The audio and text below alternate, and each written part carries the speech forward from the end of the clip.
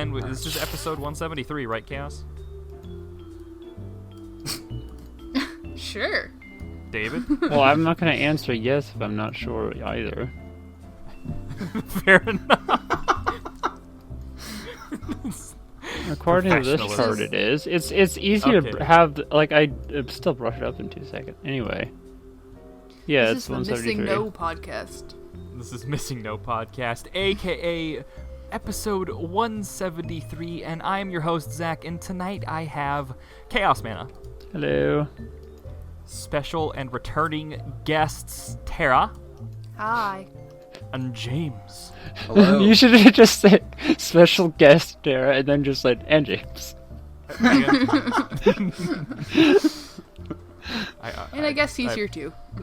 Yeah, exactly. Yeah, he's here. You know, he's here. He's around. I loiter.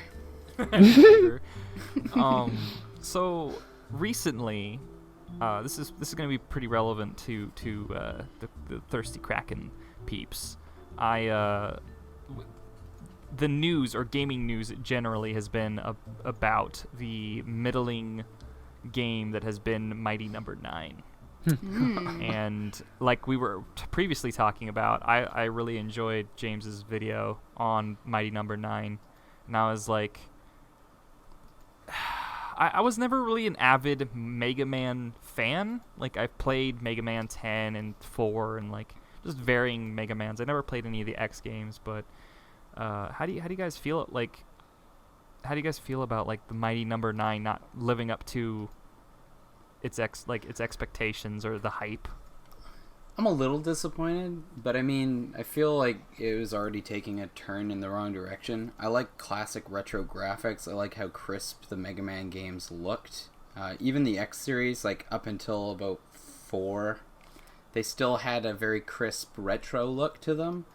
And Mighty Number 9 just like when you see like some of their concept art, it looked kind of cool, and I was really pumped for it at first. But once they started releasing like gameplay footage, I started losing a little bit of faith because it just reminded me of like bad recent X games. Yeah. Yeah.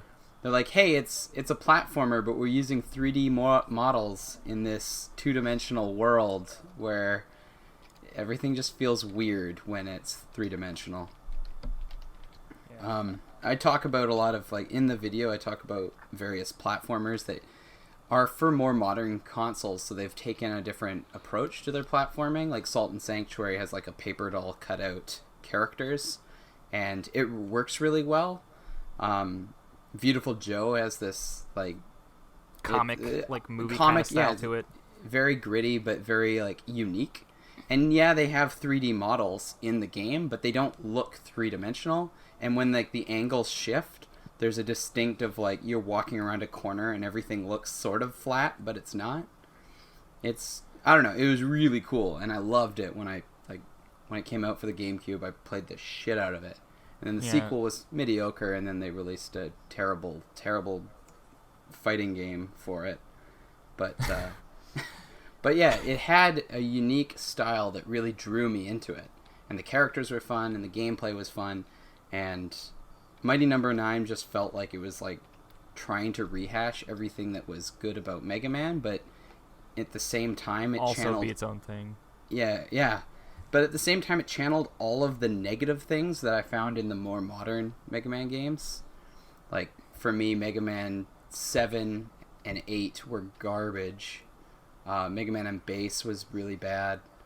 The Mega Man X after 6 was just atrocious. Even X5 was really bad, and they just tried to do more 3D effects on a platforming game, and they just forgot what made the simple Mega stuff. Man so pure.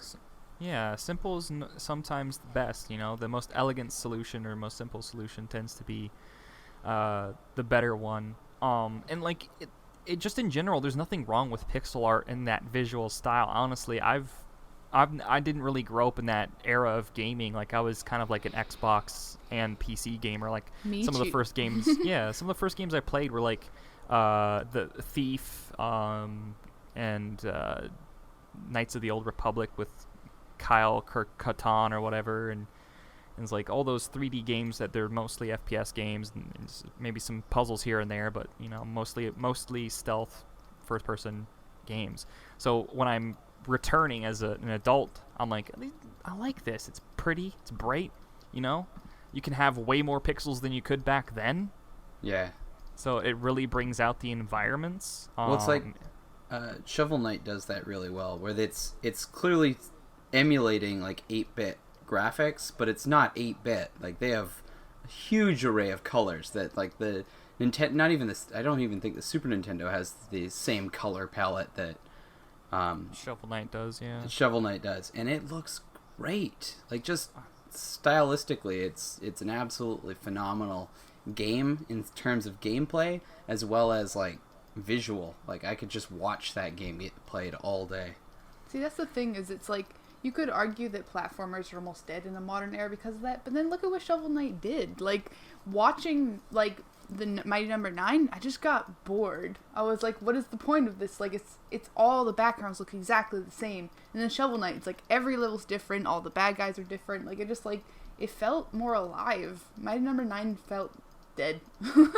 Yeah, it was trying to appease too many demographics at once, and I honestly think maybe if it were more of akin to a Shovel Knight, but with the concept art, but in pixel form, I think that would have probably landed better or harder, and maybe some of the other like mechanic stuff should have been changed, because you pointed that out in your review of it, and I thought that was a very apt point to make. But like when it comes to pixel art as well, another game that I really enjoyed that I only played like 4 hours of and I didn't really get too far in, but I still really enjoyed the music and the pixel art and the game aesthetics, was Undertale.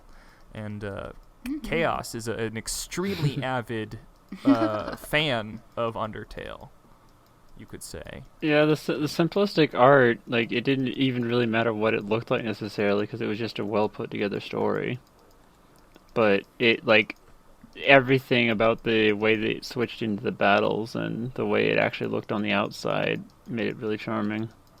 Yeah, the overworld, and then the battles, and like the portions that are animated for like comedic effect and stuff like that.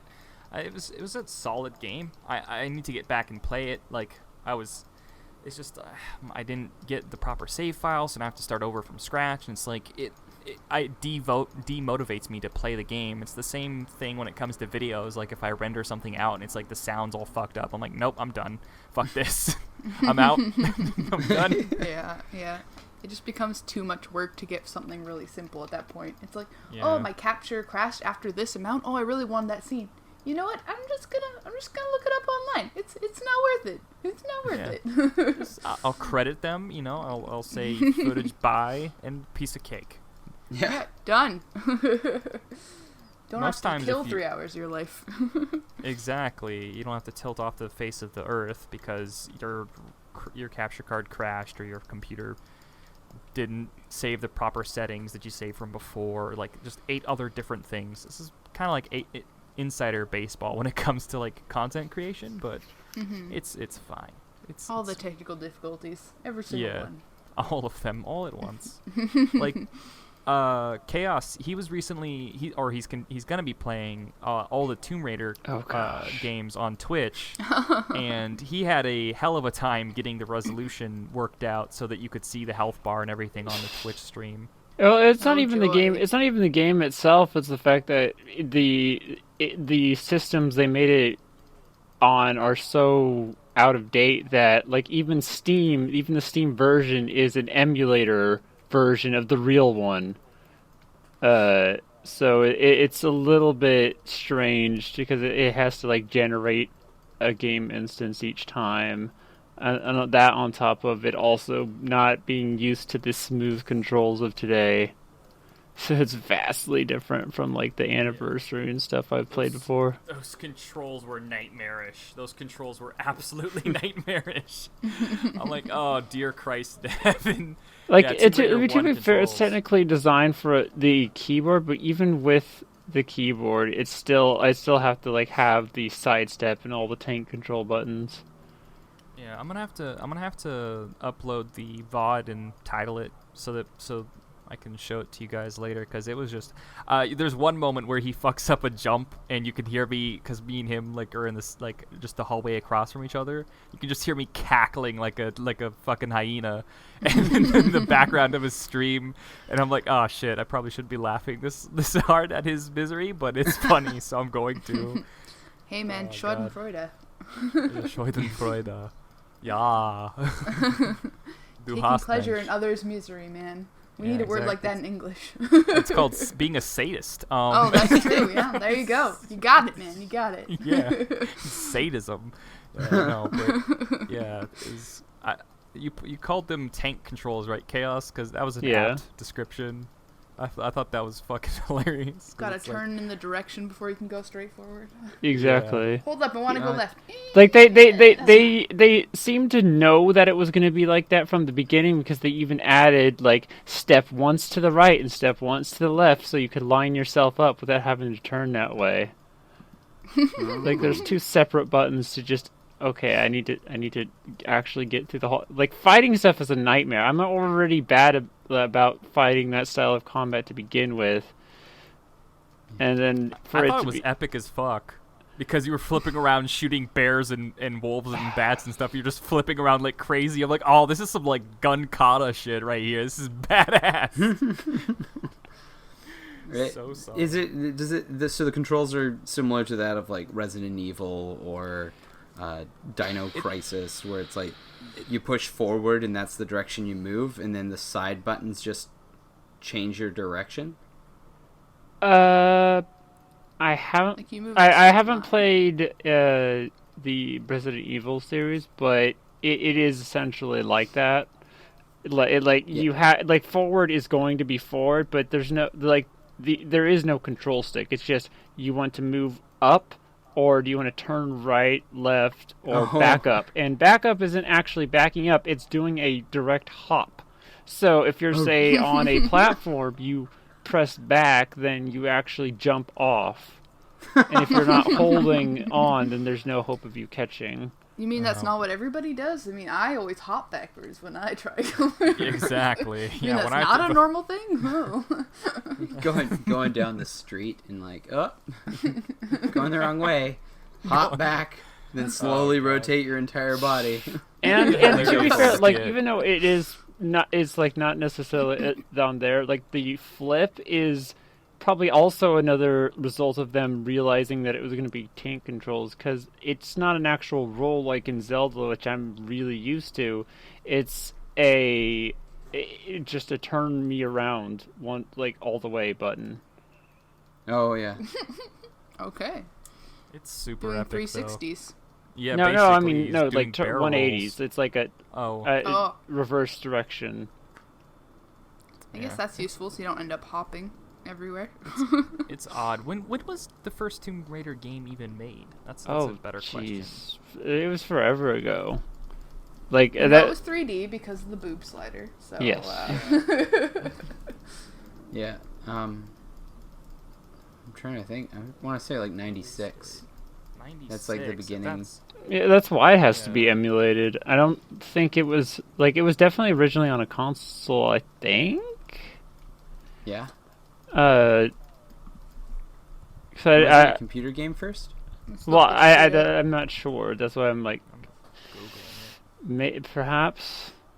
No. 1996, we're correct. All I'm playing is the emulator version generated by this DOSBox program that It Steam was gave released on the Sega Saturn, MS-DOS, and PlayStation in 1996. Yeah. Nailed it. Internet. That's just a guess too. Yeah, that was a solid guess though. Yeah. When was Thief first released? 1998. So 2 years. So 2 years after that, the first Thief Thief was, game like, was amazing. So good.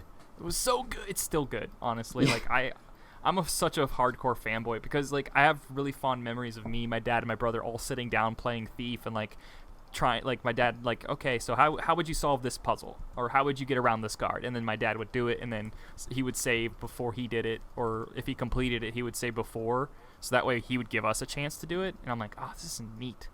I like That's this. awesome. Yeah, so That's a really cool experience. Yeah. I never really got that because my dad thought video games were the stupidest thing on earth. And Did you think my mom doesn't really relate to it either. So I as a kid, I have like photos of me sitting upstairs in the playroom with like, I'm 3 years old. I've got my cat on my lap, and I'll use the cat's paws to play Luigi on the original Mario Bros. Because I didn't want to play the game by myself.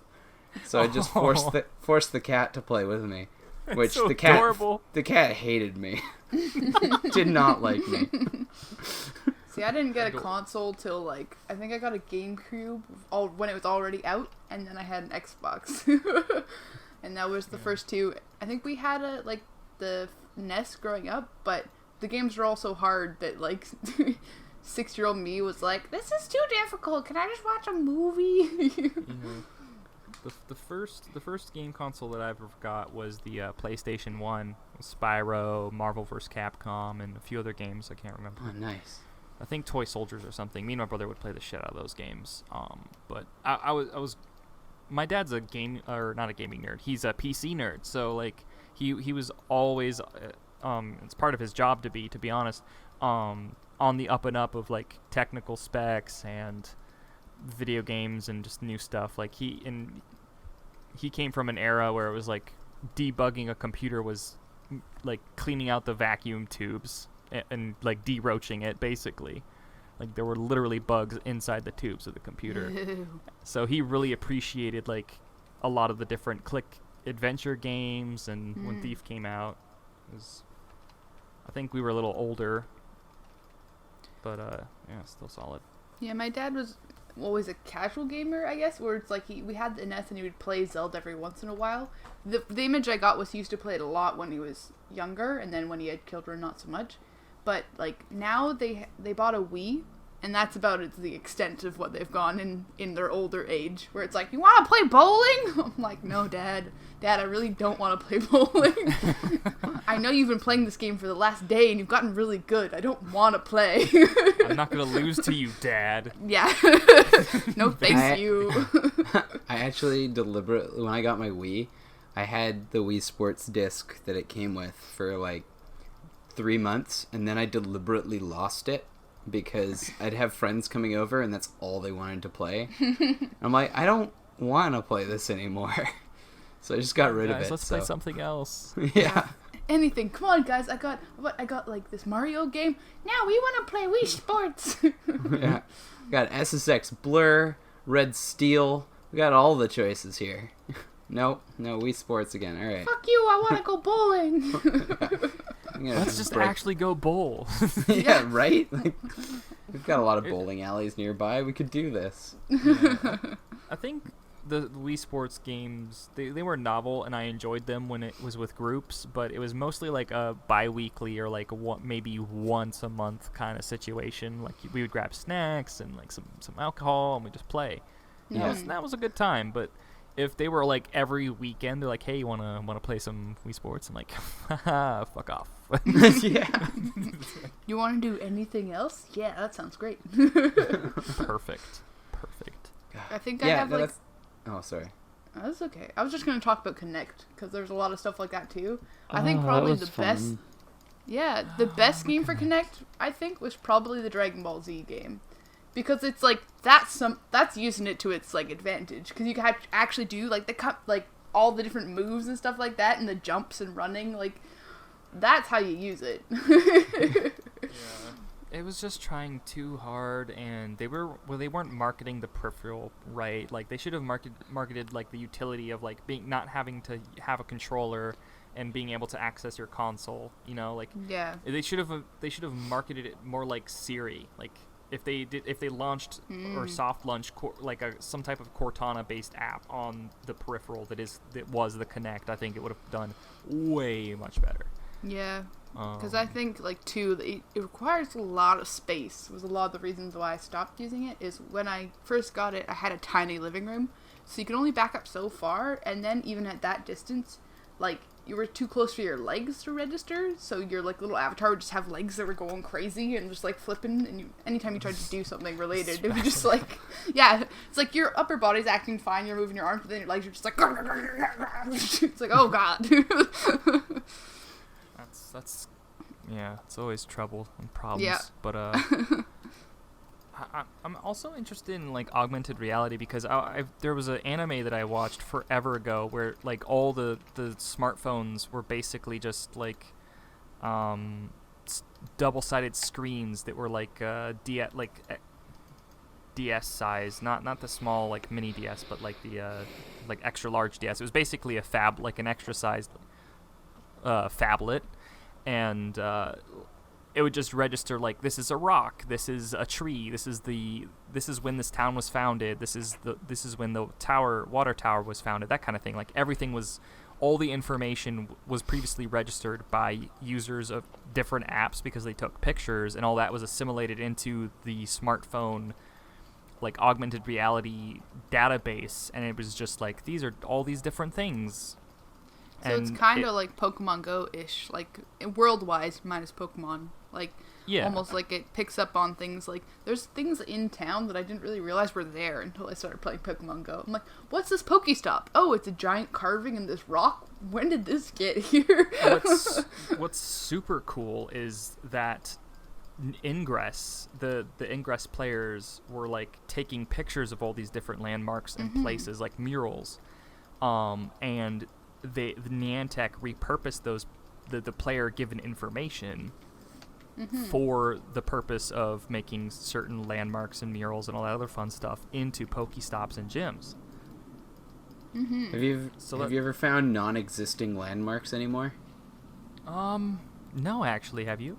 Yeah, there's a whole bunch, because we had like a whole bunch of artists do a bunch of like installations down at like the waterfront where we're from, and the problem is like when like Ingress was there, like those like pieces were up, and now that like it's been a couple of years, those pieces have come down, went back to the artist, and new pieces are put up. So you'll go down to the waterfront and it'll be like, oh, here's a deer made out of like industrial pieces, and you're like, no, that is definitely not a deer, that is a mural of a, or that's a sculpture of a ocean or something like that. Yeah, there was also like the mall, they were redoing the entire insides, and there's 2 Pokestops in there. There was like, they used to have a lighthouse and a giant clock tower, and neither of them are there anymore, so it's just big empty hallways, and it's like, oh, there's a Pokestop here for some reason. Yeah, that is really interesting. I've never really heard that kind of experience happen in Pokemon Go. You know what? I'd love a sort of like some type of like scouter ability. Like you can scout the area and gain like a minimum, like maybe 10 experience, and you just take pictures and you provide information, and then you send it off to Pokemon headquarters. Yeah, or that'd Niantic be cool. headquarters. That'd be a great way to incentivizing the player to give the company information, basically. I wonder if they're gonna have a way to submit your own like Pokestop suggestions beyond just. It was up for a while, but I think with like, they did have it for a bit. Like I think it was left over from Ingress. You could do it, but then with the influx of people trying to do stuff and them still working on server stuff, they took it down. But I think that would be awesome. I totally agree with you, because where we live, like exactly where our house is, there's nothing at all, and it's like, oh god, we have to like drive somewhere in order to get something. I've been walking everywhere, and it's a little tiresome. I mean, I think it's about maybe a mile. There's a park that has a gym and 2 Pokestops. I think 2 or 3 Pokestops.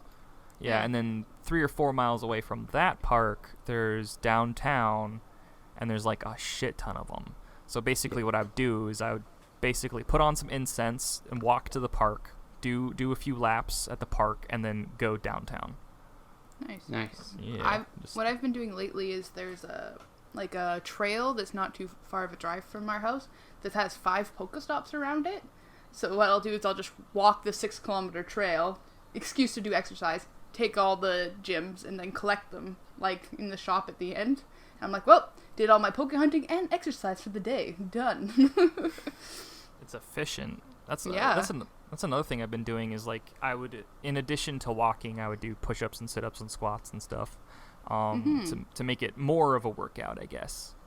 And I've been doing that the last few days, and I've been really enjoying it. It's just a good excuse, because like now I've been going, and I haven't been playing as much Pokemon lately, just because I feel like it's died down a bit with people I know. But like it's got me going there. Like I've gone and walked that trail like 3 times this week, and then the last time I turned my phone off halfway through because it just kept crashing, and I was like, you know what? I don't even need this. I don't need to collect Pokemon right now. I'm just gonna walk the rest of the trail and be done with it. And it was like, I don't know. It's incentive to go out there, which just sadly enough, our generation doesn't do a lot of. Yeah. But remember, remember that though. Pokemon Go is a terrible thing, and it's destroying our society. So Satan's game. Is that the TV evangelists or whatever. Yeah. Those digital Pokedemons, man. There's the spawn of Satan or something. I don't know. That's a bit much. I mean, I completely or fully agree that like there should be some etiquette, right? Like you should, if you're taking up space in a place of business, maybe buy a cheap candy bar. I still hope there's a way, like, also to do the opposite, where if you didn't want your place of business or what have you to be a stop, like, you can put an application so that you can, like, we don't want, people around here not to do anything with, like, the church or whatever the Pokéstop or gym is, but just to play Pokemon Go and stand at the yard. Yeah. I mean, a lot of military bases are Oh, putting really? up They warning are? signs. Yeah, there's a couple of military bases that have Pokestops on them, and they basically have like warning signs saying like this is not a place for like people to walk into. Please do not enter. Well, yeah, that's part of the etiquette is don't trespass. Don't go Yeah. to a place that at a certain hour if it's not open. Like it's fine if it's during open hours and you're not taking up a large amount of space. I mean, I guess this is different because we live in a more rural area, so it's not like as bad as like say New York or Los Angeles, where that could be a huge or major problem. Yeah. There's a gym on the front lawn of the White House if you want to go jump the fence. Oh yeah, no thanks. No thanks. Hey man, maybe you could battle the president. Yeah, you can just hang out with Barack. Sure, yeah, that'll go great. I won't get shot immediately. You're right. Nah, man, just They be like, probably I'm just playing Pokemon. Is They it? have snipers Can I ask posted a everywhere. question? Is it a rock Pokemon's gym? Does he have an Onix and a Geodude? Is it run by Barack Obama? Shut your would be- dirty little mouth, James. I'll see I myself appreciate out. the puns. No, come back. I appreciate the puns. No, but yeah. Barack Obama definitely should have an Onyx or two. A Vulpix, Some classics. Oh, that's Yeah, the only way to do it. No, you would have to get past his 1500 CP Secret Service agents with assault rifles and tasers. So once you get past those guys, it's a piece of cake. But It's so funny because I saw a picture and it had a Pokemon in it, and I'm just wondering, like, who in the White House is playing that? Like, is it Barack Obama's kids, or is it his security? It is could- the vice yeah. president playing Pokemon? yeah, it could be the staff, it could be him, it could be his kids, it could be his wife. Like there's Right? no age gap for Pokemon Go. Is there like other people in the government like go there on a regular basis? Because Hillary Clinton has gone out and admitted to playing Pokemon Go. So Maybe it's her. It's currently it's good pop culture sort of bonding experience, and it's a good excuse to work out. Like it is. man. No, I think it's amazing. I managed to get my kids out on walks that they would just sit and complain the whole time. But we walked like 6K with my kids, and they didn't complain once. We just gave them the phones and said, "All right, go," and they just run off, and they're like, "Oh, we found one." Good. Like my youngest one just whips Pokeballs till like there's none left, so we have to find Pokestops. yeah. It's all right. We can't play until we go to this landmark over here. That's really cool. Yeah, you can have AR mode on, and it could be this whole experience. Yeah, that's cool. See, it's Yeah, a no, it bonding is. experience. Yeah, it's just, again, the etiquette part. Like, if you're going into a place of business and you want to use their water and bathroom and take up space, Yeah. maybe buy something. Stop by and actually, like, if it's a restaurant, get something to order. It doesn't have to be, like, hundreds of dollars or even, you know, in the teens of money being spent. But at the very least, you could show some kind of gesture where it's like, yeah, I know this may be a slight inconvenience and you're tired of, like, I'm the 100th person to play Pokemon Go. Stop by to use the restroom. But so Yeah. I bought a coffee and a dessert, you know, that kind of thing. Yeah. It's just like. So the issue proper is that you might be you're definitely in the minority of people that will be following that, because a good amount of the people are immature and a lot younger and of just a wide range of knowledge. So there'll be a lot more rude people than not. Yeah. That's why it's better. Well, that's why I think it's going to be important to have the ability to make things not an incentive for people to be sneaky, because, you know, even if it's like, oh, don't trespass, you know, there's going to be people that's like, it's not trespassing if you don't get caught. Yeah. Yeah. I guess Some that's the places problem of with, business. like, Oh, sorry. I would say, I guess that's the problem with forcing people who don't really interact with the outside world that often outside, because then now they don't know the rules, or they just don't care to learn what's proper, or like how you treat your fellow man and stuff like that. I mean, this creates an opportunity for people to, like, make a video and be like, this is some common sense and Pokemon Go etiquette I would recommend to the world, and then That's true. take care of that. So I found maybe some that'll happen. Some businesses have embraced it, and I think that's Oh, for really sure. cool. Oh, of yeah, them. that's- like to say, oh, if like a local comic shop in town, they were doing a promotion where it's like, if you donate any money to this, I think it was like a kids fundraiser kind of stuff going on, and every $10 that they raise, they'll drop a lure on the Pokestop outside. Oh, that's And- really cool. And for each Pokemon you catch out there, you bring it inside, you can show them the Pokemon you caught, and as long as because they all have, like, their geography location that they've caught them at, and if you show them that, like, it's caught in that area, you can get, like, I think it's like 10% off of a purchase. Oh, wow, that's awesome. See, that's It was clever. really cool. It was really well done, and I think that's, like, to embrace it in that way is to like invite the aspect of community into that game. I think that's one of the coolest aspects of the game is this community building thing. Like, I've gone out and found a whole bunch of people that live in town that have a similar interest of, like, playing this Pokemon game, but I've never realized that they existed, kind of thing. Like, I didn't know there's so many young people in the town we're in, and sure enough, we met a whole bunch of people, all of them doing different things, but we've been brought together by this Pokemon game. That's really cool, because, like, it's like a give and take from both the players and the public, right? Like, the players should know better, some general common sense here and there, some do's and don'ts, and then the businesses shouldn't be completely just shut off and, like, ignorant. Like, they Yeah. could take the time to educate and maybe benefit from it, you know? Like, Yeah. it's a give and take. It's a conversation to be had, I guess. So this is going to maybe get to some we're going to have some conflict here. What team are you guys on? Oh, Mystic! Both of you are Mystic, huh? Yeah. Aw, yeah. Right on. I'm on Instinct. I was You about can to say just leave. Instagram. No, I'm just kidding. Nobody's perfect.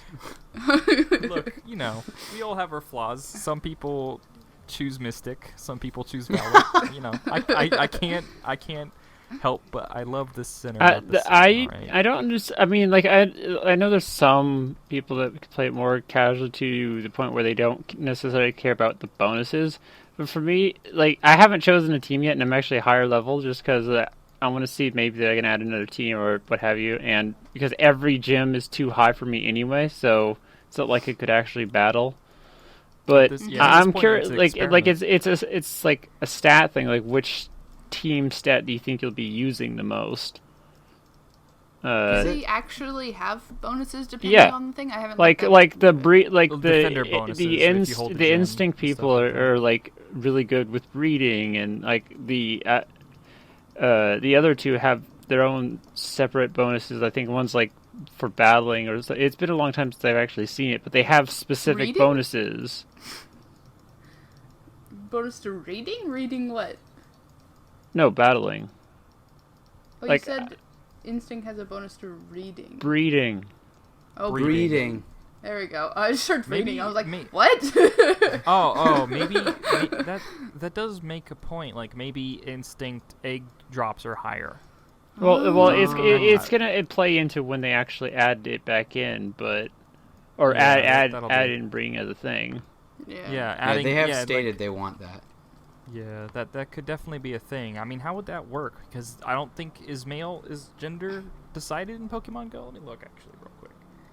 I didn't realize that. Pokemon gender? Yeah, Pokemon In gender is a Pokemon thing. Go. I'm not sure actually. I'm looking. I know right there's now. weight because that's Yeah, important. there's weight and height. Yeah, and it That's tells very you if it's important. extra small. I like my I like my 15-pound Kakuna. 15. Thing's a beast. Can you imagine one of those falling out of the tree and hitting Oh you? my god. You mean You'd be being dead. dead? Yeah. Man found dead in Viridian Forest. Kakuna landed on his head. In other news, is Ash the chosen one? No. No. Yeah. So apparently there isn't a gender specified. It's just type, weight, and height. They so probably far. would add that at the same I was gonna time say, as the if patch. they're gonna go through all the Yeah, trouble probably, to add yeah. breeding. Suddenly find out they're all like completely different genders against their names that you put. Yeah. Hey, at least you can change them. Clark is a female now. Yeah. This is- Right on. He never pay identifies attention. as a male though. You know, whatever floats your boat. Different strokes for man. different folks. You know. I never Yeah. pay attention to names in Pokemon anyways. I got a Lucario, it's a male. His name is Lucy now. Yes. Hey man, it just had to be. Had to be. It just happened. I don't. I'm lame. I don't name my Pokemon. I only do it for the ones I plan to use, just because. Because why not? You name them something dumb, and it'll be glorious. Like, look, I'm I not naming the 50th Rattata I capture. It's trash. I'm getting my candy. Yeah. That's fair enough, man. I'm kind of annoyed that other people can't see your names. Like when you put them in a gym, they can't see what you named your Pokemon. Oh, really? So it kind of I makes. assume they But would have. it makes sense. Like you don't want like some 12-year-old kid who's playing to go to the gym and see like an Ekans named Fucktard rocking this gym and like Yeah. parents getting angry. It's also one less stat to keep track of because you can just have the generic like input of a level blank Pokemon is guarding this gym, and that's that. If you actually add a name, that's a whole another level of it has to be assigned to this trainer, has to be under these characters. I guess so. It's Well, a what's the little point bit of naming the- them then? It's probably just levels up as you go. As they add more patches, probably you might get to see the names, or you might have an option to disable it or censor it if people try to do sneaky names. Because I want everybody to see my Vaporeon named Articuno. yeah. I want them to rage. It'll be glorious. Yeah. Or like one of my friends named her Raticate Splinter, and now she's like, I'm on a mission to catch 4 Squirtles. I'm like, you go, do it. I believe. See? It'll be glorious, but no one will see it, and it's so disappointing. Well, you can screen cap it, and then you just send it Yeah. that way. Piece And of you share it on the Instagram so you can show it to the world. Exactly. Instagram, Facebook, Snapchat, Vine, you know. Everybody look at my funny idea. Look at it. These are some solid jokes, you guys. You're missing out. I know. You're welcome. Yeah. Yeah, I like naming them. I like naming them funny names. Or just like names that aren't funny and it's just like a simple like regular person's name like Richard or Philip. I And just assume like have when they add it, you'll at least be like the first thing they're adding. I think is trading, so you'll be able to see at least the other people's names when you do that. Yeah. That'll be cool. Yeah, that's I probably wish not it for would. a few more months though. That's true. Yeah. It'd be cool though if it was like the original Pokemon games where it's like when you trade it, you can't change its name. It's like, Oh, here you go. funny. You get this guy. His name is Bob Russ. You can never change it. I hope you enjoy. Yeah. I can't wait till like I know it's a while off because I'm pretty sure they're still adding countries, right?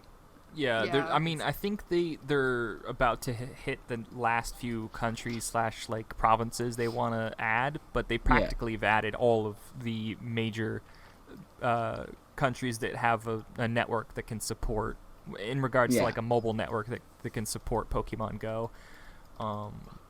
Yeah, but I think they pushed back trading. Like I want to say. They said it was going to be a few more months, so I'll probably say like maybe October we might see something. It We seems might like for a hear good another reason. They're update. finishing the tracking, so that's Yeah. kind of think that's more important. I'm really Yeah, curious tracking- as to whether or not they're gonna how long is it gonna be before you get second generation, and how what's the people gonna feel like? Yeah, that'd be I interesting. hope I don't want them to rush the generations, although I do want second gen pretty soon because all I want is my Murkrow, and it's driving me nuts just sitting there going, oh, not yet. Smeargle, was he Gen 2 or 3? Yeah, Smeargle was Gen 2. See, that's Bob the Ross. one Yeah, you see named that. Bob Yeah, Ross. I Yeah. was about to. Damn it! That's what I was thinking, man. I We're had all on the same wavelength. We got it. Hive mind, yes. Perfect. Yes, but straight up, Smeargle, Yeah. Bob Ross. You could in Picasso, like you could just have like 800 Smeargles, and they would all be different artists. I've Yes. Go been- buck wild. I've been playing a bit of like X and Y, or I've been playing Y. Tara's been playing X, but they have a whole bunch Yas. of these artists like Pokemon trainers, and all of their names are like Pablo and like Michelangelo and like various like famous painters. I love thought that was a clever little nod to like celebrity artists. Yeah, Pokemon often they have nice little, like you said, clever little nods, or like just a little extra icing on top of the cake, or Yeah. extra filling in the pie. You know, it's nice. You can respect that level of detailed orientation. Yeah, Orientation. I like Easter eggs like that. Oh, for sure. Yeah, I find whenever I notice one, that's like it's always a great moment because like while you sit in a room of like people who don't give a shit, and you're like, oh my god, and they're like, what? And so you realize that it's like, oh, they just named this guy, and it's a reference to. Never mind. It's You realize nice nobody natural else moment. cares nearly as much as you do, but you feel Yeah. amazing that you found it. It's been such a long period of time that I've actually naturally found Easter eggs, or even unnaturally. Like, I haven't really gone out of my way or discovered an Easter egg in so long. I think it was like Oblivion, Elder Scrolls Oblivion, and like some Sunset Overdrive stuff. Those some really awesome like little pop cultural references / Easter eggs that I really enjoyed. Nice. Yeah, but Yeah. have you had any recent experiences with Easter eggs other than your Pokemon? Pokemon? Yeah. Yeah, not so much. I think there was like one or two in like Fallout 4. But oh yeah, Fallout 4. I kind but like they have it jam packed with so many that are so obscure, but they're nowhere near as good as like the originals. But other than that, like, I don't know. It's I completely forgot about Fallout 4. Yeah, I'd say that I really enjoyed. Honestly, I hit like level 70 in like the first 2 weeks of Fallout 4 Oh, came wow. out. Yeah, I was really into it, and then I left it down. And my dogs ate the game, and I'm like, oh, what? how could how They were could saving you from yourself, man. They were just trying to save you. I guess. You hadn't left the And now house there's in been 2 like weeks. at least 2 like different DLC that packs finally added in. Yeah. Like I've stopped playing because of like, wait, they're just gonna add DLC things, and I usually like to do it kind of all at once, like more fluidly. Yeah. So I was like, I'm gonna wait till the complete edition's out, then I can come back to it. And you can even get it on the cheap for like used and stuff like that too, Yeah. or on sale on Steam That's if you're true. PC. But like, I That's did why I'm buy like all totally the DLC, but I like haven't played it. Like I was like when I was playing it, I was like, oh yeah, this is good. Oh, all right, I'll play the DLC. And then now I'm like, Fallout 4? What is that? What's Started playing. Argus? They re-implemented like hardcore mode or whatever, but it's like similar to what they did with New Vegas. Mhm. But it's not nearly as good. I feel like just everything is just like it feels so crappy. Like you walk out, you don't have ammo, suddenly you're tired, now you have to like sleep. You can't do anything. Everything happens so fast to you. There's You're more sick all of a sudden. restrictions. You're like, okay, Yeah. well now I gotta go find some medicine to cure this illness that I have, but I'm exhausted, so I gotta sleep. But if I sleep, that's more time that I've wasted, like, not getting the medicine That's that I way need. too stressful. That's way too stressful. Oh my god. And, like, it's the worst thing is, like, I was like, okay, I'm gonna play all the DLC, but I'm gonna play it on hardcore mode, because I like the idea of, like, needing to sleep, needing to eat, needing to drink. I think those are good ideas. It's immersive. But, like, and it, yeah, it lets you feel like like you can't just stim pack. Like I think they've changed it so you can stim pack your legs back. In like New Vegas, you had to like use doctor's kits if you break your limbs. Yeah. But the horror. Ugh. but I thought it was cool in New Vegas. Like I'd break a limb in the middle of a like fight in the middle of the desert, and then I'm like hobbling to the nearest town because I won't fast travel. I don't like fast travel. I find like what's the point He likes the hard road. yeah. So I'll hobble down like the desert road, and then like a rad scorpion's coming after me, and I'm like no ammo. I'm throwing everything I have at it, and I'm just like this rad scorpion would take like 3 shots with my regular character, but this hardcore mode character is like I'm panicked because some rad scorpion showed up. And I think that's just way like I don't feel like a god. I don't feel like I'll just beat this with like my copious amounts of ammunition and weapons.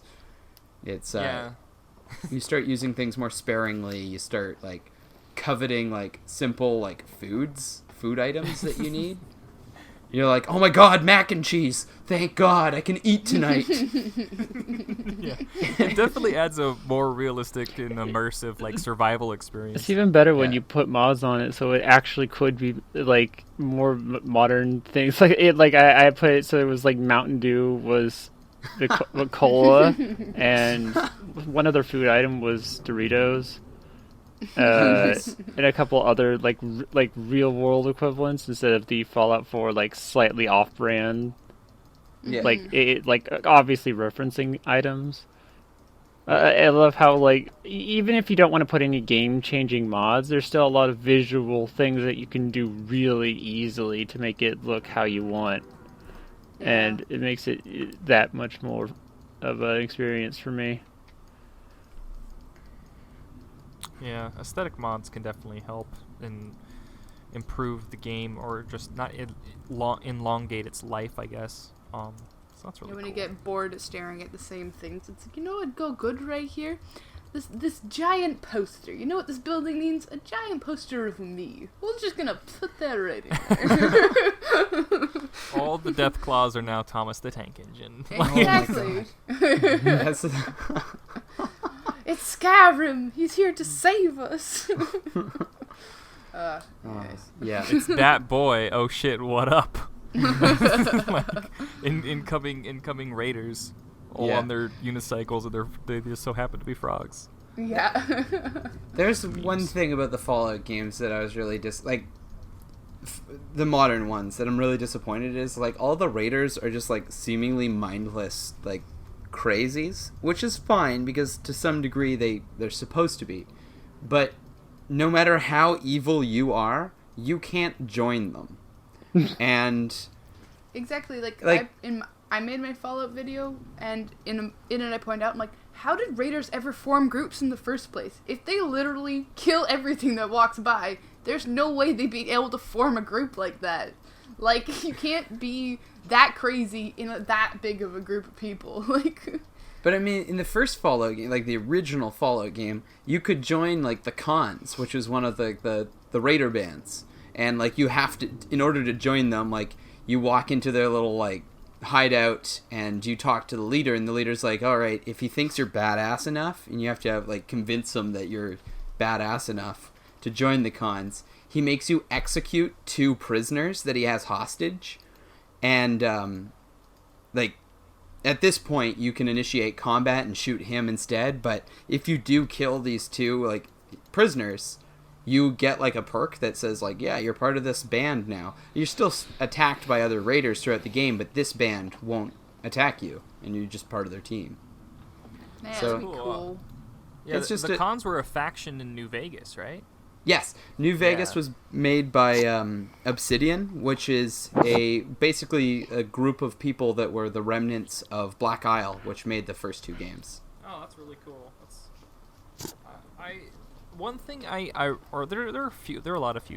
are a lot of things that I enjoy from Fallout 4, but one of the major things is the improved gunplay. As someone who has like most of their gaming experiences in first-person shooters, and like expecting the quality of gunplay from like Halo or Call of Duty, it's like, and then going to Fallout 3 and New Vegas was way better, but Fallout 3 was awful. I'm like, Oh, oh, it's terrible.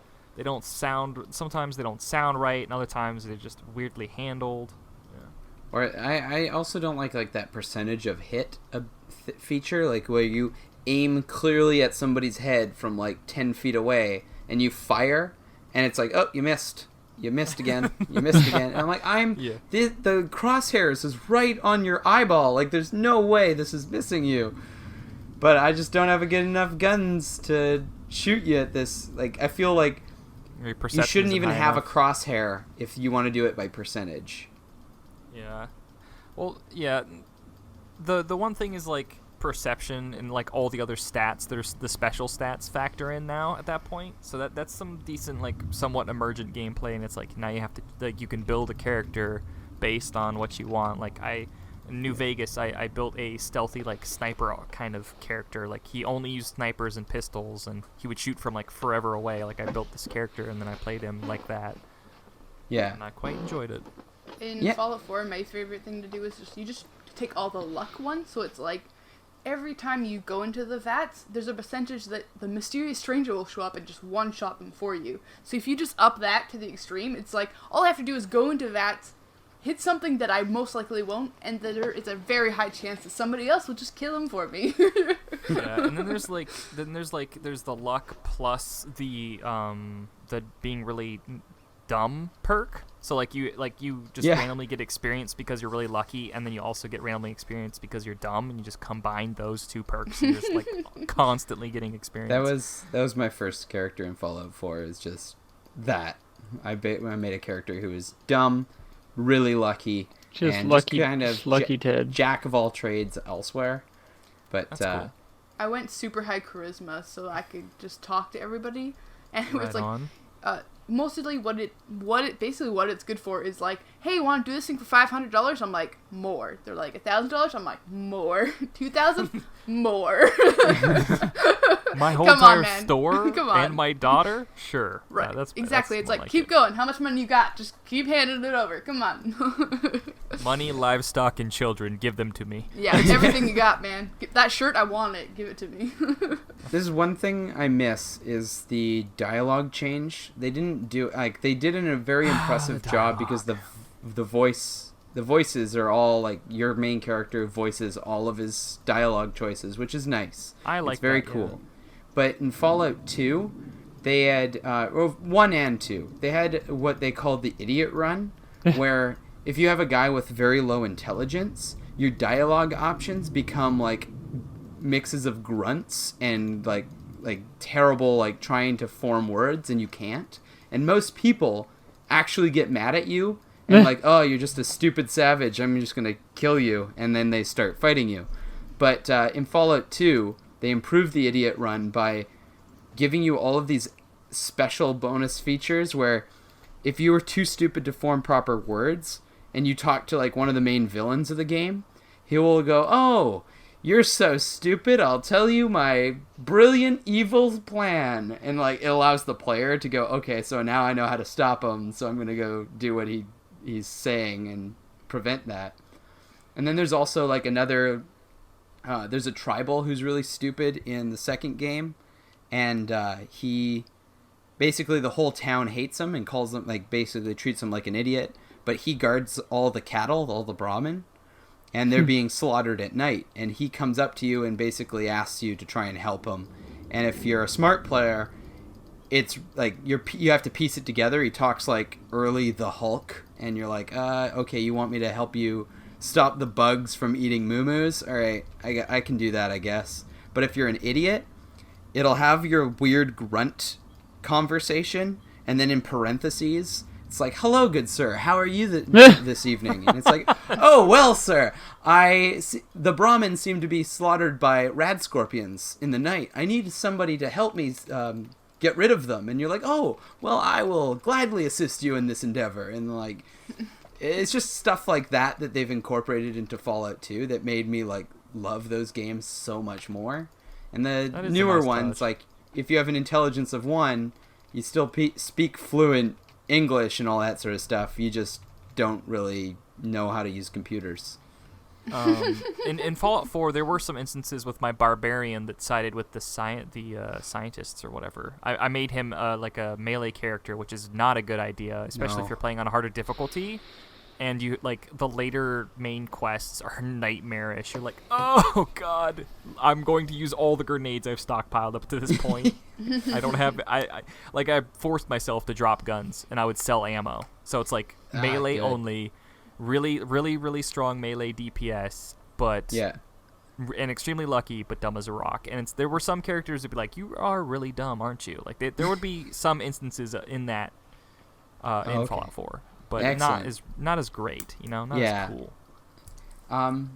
That's the other thing. They've never made the melee combat like it was a little bit better in New Vegas, but then it felt like it never improved it improved a little bit in Fallout 4 as well, but still for the most part, it's just like the main tactic of most enemies is like charge at you and you have to like run backwards while swinging a sword, and that's just not as effective. That's you the can standard block. Of fair in Bethesda games, to be fair. Yeah, I just feel like there's no like I don't feel really engaged in it, and so it's hard. I tried to make I made a Blade character starring Wesley Snipes, and I wore like the Corsair like trench coat, and I had a katana, and I had sunglasses on, but like it was just so hard because a single raider party with guns usually could kill me before I even got up to them.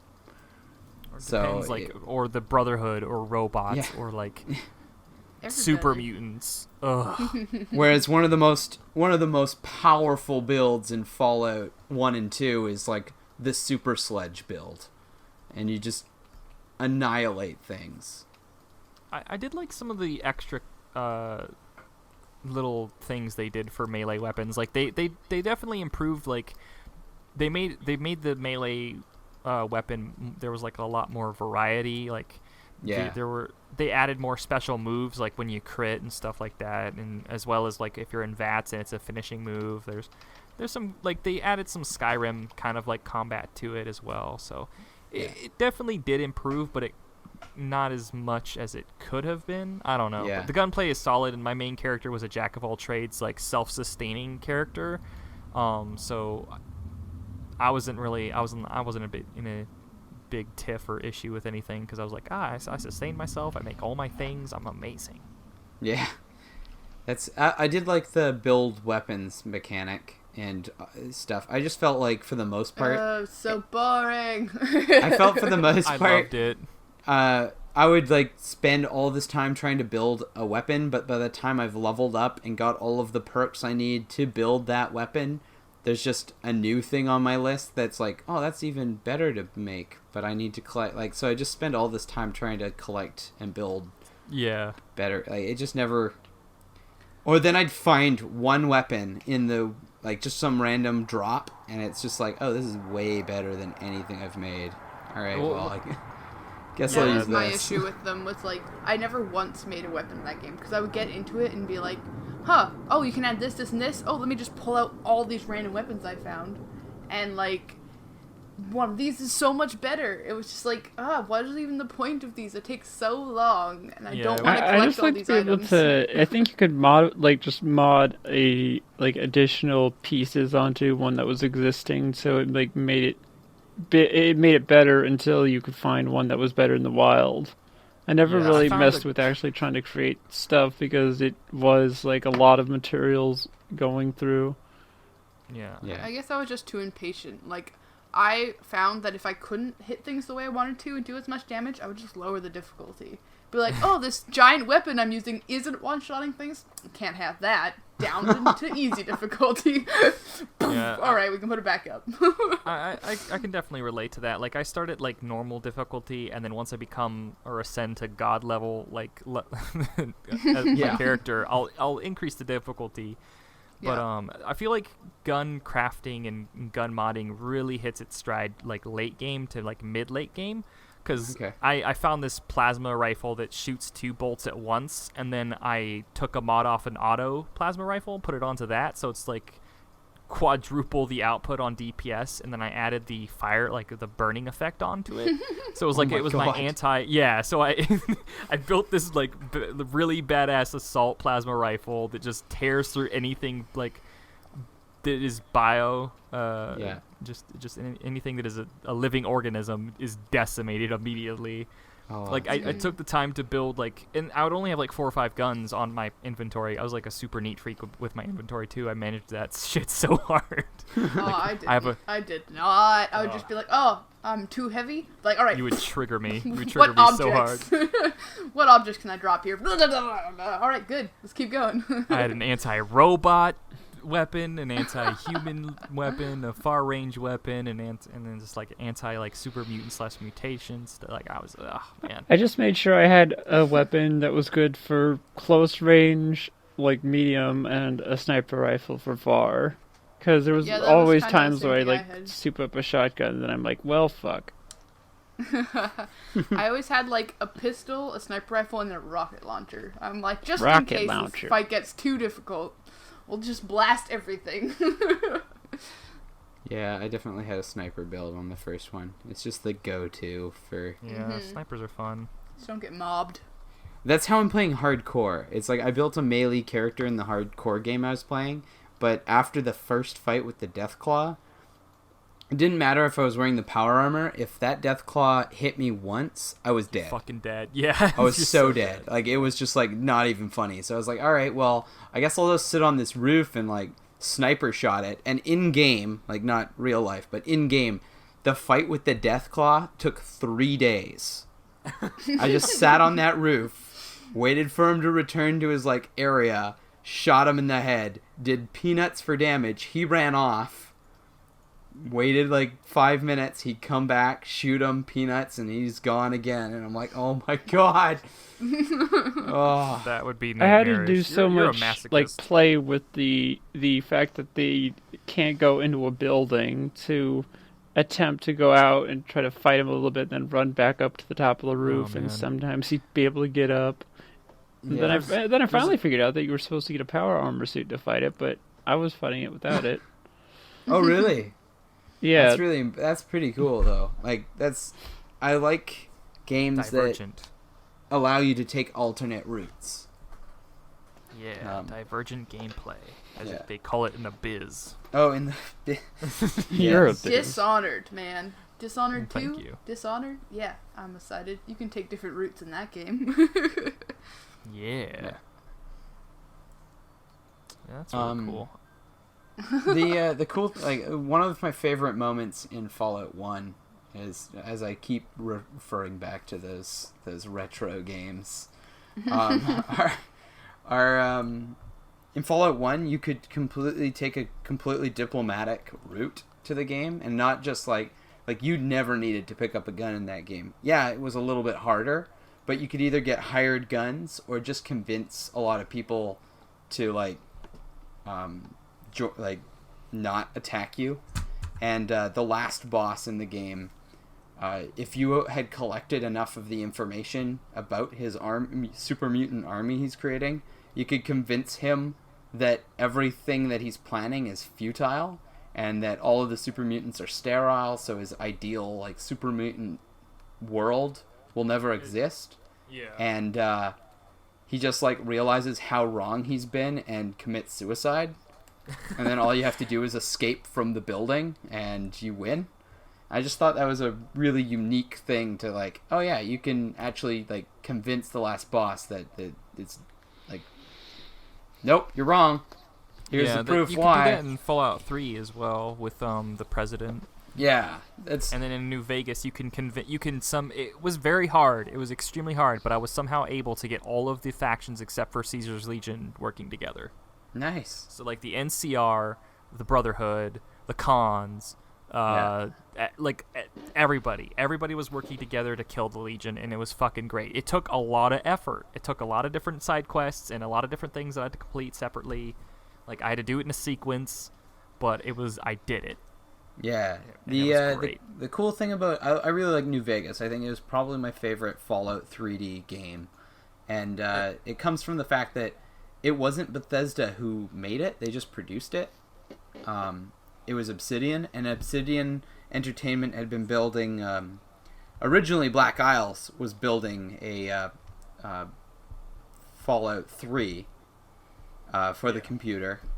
And they had it almost finished, except for like finishing touches and stuff like that. And then like the company decided, Interplay, which owned their company, was like, we're gonna actually like cancel all of these projects, and that's canceled, and we're gonna close down Black Isle. So Black Isle got shut down, which led to Obsidian Entertainment being formed by I think it's Frank Urquhart who did it, but he kept all of that information, like all of the story, and like the group kept all of the original Fallout 3's plots and stuff like that. And when Bethesda bought Fallout's like IP, they went to Bethesda and like, oh, we got a Fallout game to make, and they're like, well, we'll make it like, you guys can make it as like an add-on, a side game. So New Vegas was created, and they used a lot of the original, like in the original Fallout 3, the NCR and the Caesar's Legion were fighting over Hoover Dam, and like the New Vegas aspect was a big part of it. The cons were a huge part of it. Just a lot of the stuff in New Vegas was directly ripped from the original Fallout 3. That's interesting. That is extremely interesting, and I feel like a lot of my favorite elements, like the diplomacy in New Vegas and all the other things, like there was a lot of smart dialogue and really interesting characters. The dialogue kind of falls apart in Fallout 4, and there's no really like you have to pick a side. You can't. Yeah. No matter who it be, the railway, what are the scientists called? I can't remember. Enclave? Institute? No, not the Enclave. Institute. Institute. The Institute, yeah. Thank you so much. The Institute, the Brotherhood, or the Patriots. Like, you have to pick one over the other. There's no like, let's all work together to kill, the Brotherhood or the Institute. It's not. But like we all know nobody picks the Institute. My barbarian picked the Institute because I thought it'd be funny. Yeah, I thought it'd be funny. The idiot joins the intelligence. Does the Institute end up blowing up itself then? Basically. Yeah? I got stuck because I couldn't get past a certain intelligence/hacking check. So I was like, nope, fuck this. I'm done.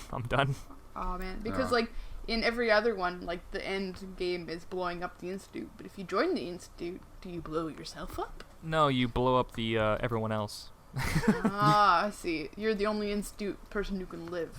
Yeah, well, the only one. You literally take out the railway, you take out the Brotherhood, I think you leave the Patriots alone, but you take out everybody else. The Patriots like abandon you because you chose the Institute over your fellow man and your locals. Oh. Yeah, I chose the railroad, and then we just go and destroy the Brotherhood. Don't give a shit about the Patriots. I joined the Brotherhood for the sole, like, I'm sorry, we got vertibirds. We can fly pretty much anywhere on these things. All right, well, yeah, you guys are my team. Yeah. So I joined them. And they were kind of dicks in that game. They were like, they were way more dickish. That's why I didn't join them. Fallout 3 was they're like really cool.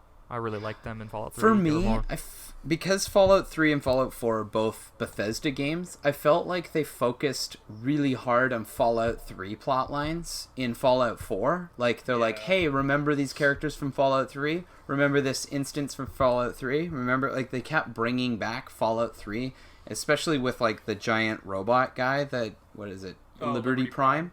Yeah, I love Oh, I hated Liberty Prime. I thought it was, like... death to all communism. it was just so ham-fisted. I felt like it wasn't. Yep. It didn't feel classy in any way. It felt very like they're trying too hard, and then like, but it's like Bethesda. Like for me, it felt like Bethesda releases Fallout 3, which was, hey, we're making the new Fallout games. Remember all of these funny things from the Fallout games? We've included playing off them. nostalgia. Dogmeat's in it. We got the Brotherhood of Steel. We got the Enclave. We've got a mission that feels like a combination of both Fallout 1 and 2 combined. And then Fallout New Vegas comes out, and it's just completely original. It's got a whole great faction system. Like, all of the characters are well written. The gameplay feels a lot smoother. And then you go to Fallout 4, where it's like, it feels like they're all like, hey, remember Fallout 3? Remember how great Fallout 3 was? Remember the Brotherhood of Steel from Fallout 3? Remember these guys? And like, it just felt very much like they're pandering to themselves. Yeah, you're not wrong. You're not wrong. So it's like, Speaking forget Fallout New Vegas. Yeah. So speaking about pimping ourselves out, it's about that time we wrap up the podcast. But before we go, Tara and James, excuse me, not slash James. You're not a I'm just one being. No, you're not a man. You don't hive know. mind that I'm aware of. Well. You guys are from the Thirsty Kraken Tavern, which you just type that into YouTube and you find them there, and they're at the Kraken Tavern, Thirsty Kraken on Twitter. All of that together. All of that together combined. Just Google it. You'll find them. You'll find them because their name's unique. And You also Google's find us amazing. at thirstykrakentavern.com. There you go. holy And that'll shit. direct you to all the things. Videos, Nice. comic books, Twitters. It's all from there. You can find it. Dope. I'm gonna have to read your guys' comics at some point because I'm trying to start my own comic and I need some inspiration. Well, we have And- an Etsy store now, so you could buy one and we could mail it to you, and it'd be glorious. Dope. Okay. Well, next paycheck, she just considered me sold. Do you guys have any projects you want to pimp as well? Something our viewers can check out on your YouTube channel? Well, my video is coming up pretty soon. It's going to be about dating sims, it's been an interesting process. There's a lot of weird ones out there. We're also doing a collab video, which will be out. It doesn't have a release date yet, but it'll be about Pokemon. Not Pokemon Go, but Pokemon nonetheless. And those are the Yes. two upcoming projects we have at the moment. And And then yet- Sorry, we're just to reference the Pokemon video that we're working on with another YouTube channel, Electric Squid Entertainment, and Cool. he's been incredibly helpful with the Pokemon knowledge. He's been on like the very cusp of all of the new information for Pokemon Go. So oh, that's really cool. And I also like Squid and Kraken. You guys are like buddies, kind of. Oh, Really yeah. cool. Is it the same man. species almost? Or Cephalopods. genus? Yeah, cephalopods unite. Damn it! I wish we were cephalopods. I mean, we could be. Our mascot is an octopus now. I've decided. No. Excellent. Now, man, go with Cuttlefish. Is your cuttlefish cow? I'm getting off topic. More importantly, also, we're going to be doing a Making the Rounds, which is a review-style podcast of Suicide Squad with you guys on our channel soon. Yeah. And don't forget to subscribe to our YouTube channel, TFT Productions, or follow us on Twitter at The Forum Thread, and check us out on iTunes and the Google Play Podcast Store area. Hooray. Ta-ta for now. I love you guys. Boys. Bye. thank you. Bye.